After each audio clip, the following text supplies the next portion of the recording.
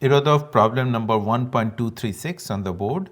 A force F1 equals capital A j cap is applied to a point whose radius vector R1 equals small a I cap, while a force F2 equals capital B I cap is applied to the point whose radius vector R2 equals small b j cap.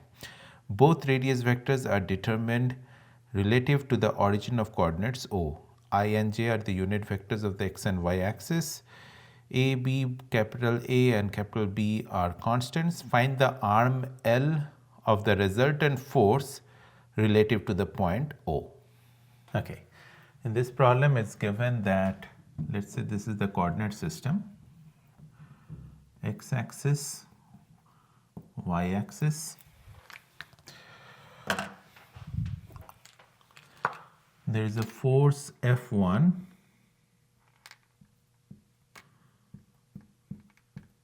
which is equal to capital A j cap, so it's along the y-axis, and then force F2 which is equal to capital B I cap, so it's along the x-axis. Now why did I draw it from here? Because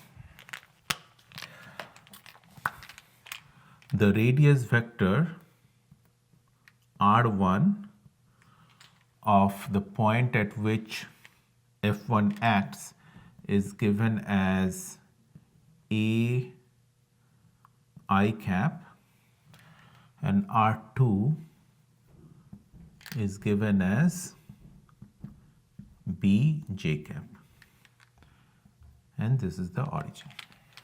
Okay. Now what we have to find out is the resultant force of F1 and F2. If it produces the same torque, same effect about O, what is the radius vector of that resultant force? And if I can find the radius vector, then I can find the arm of that resultant force about O. Okay.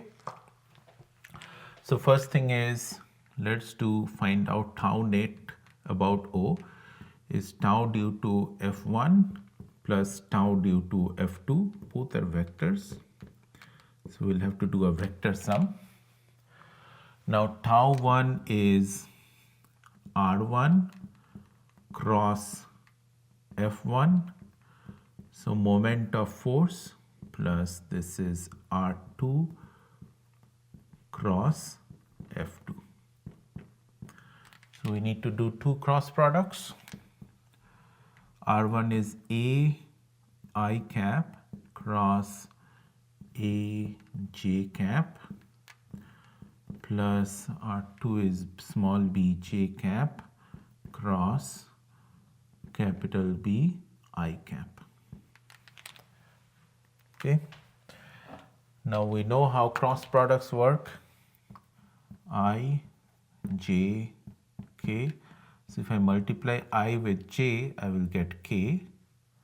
And if I multiply j with I will get minus k. Okay. So ij gives you k. So this is a k cap. And ji will give you minus k. So b k cap. So this is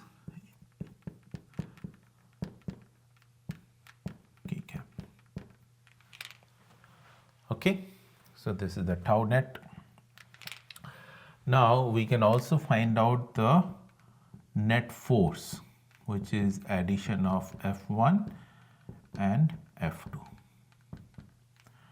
which is simple. A j cap plus B I cap. Okay. Now we don't know the radius vector of this resultant force, but this radius vector will be such that if I do a cross product with this, then we will get net tau or net torque about O. Okay. We can further simplify this as to get the, we can further write this as Rn cross Fn. If I do a modulus of that, that will be equal to the modulus of the net torque. Now Rn cross Fn we can write as Fn times R perpendicular modulus of Fn times R perpendicular. So R perpendicular is what? It is the arm of the resultant force. So let's say the resultant force is somewhat like this. Okay, this is Fn. And let's say this is Rn. Okay. So this picture what I drew is not really ideal. So let's say these to make some angle theta.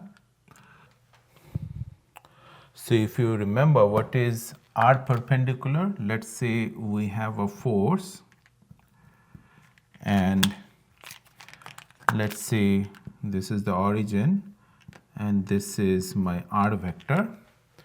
So R cross F is my tau, but the arm of the tau is the perpendicular. So this is R perpendicular, also called the arm of force about O. Okay. Now what is R perpendicular? If this angle was theta, so this is theta, so R sine theta is R perpendicular. Okay. But we don't need to calculate theta because all we can do is, if we have this, R perpendicular is then the modulus of torque divided by the modulus of the resultant force. So modulus of torque is what? AA minus BB. We already calculated that. I will take the positive value of this. And the modulus of force is what?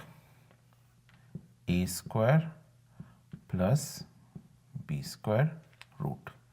So R perpendicular, or the arm of force, resultant force about origin is this.